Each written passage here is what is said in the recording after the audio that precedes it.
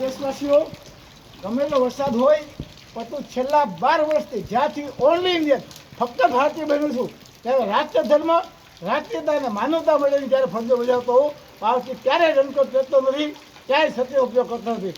એ મારો લોભ નથી, કંજુસાઈ નથી, પરંતુ 1200 રૂપિયાનું રેનકોટ લાવું મારી જાતને બચાવું એટલે મને 100 રૂપિયાવાળા 12 રેનકોટ લઈ ઓછામાં ઓછી 50-60 વાળી 30-40 છત્રીઓ લઈ અને સાવ જરૂરિયાતમંદને રોડ ઉપર ખૂબ તકલીફમાં નીકળતા હોય, મજૂરી કરવા, ભંગાર વીણવા, શાકભાજી વેચવા એવા મજૂરો, મહિલાઓ અને બાળકોને રેનકોટ અને છત્રી પહેરાવી દઉં છું.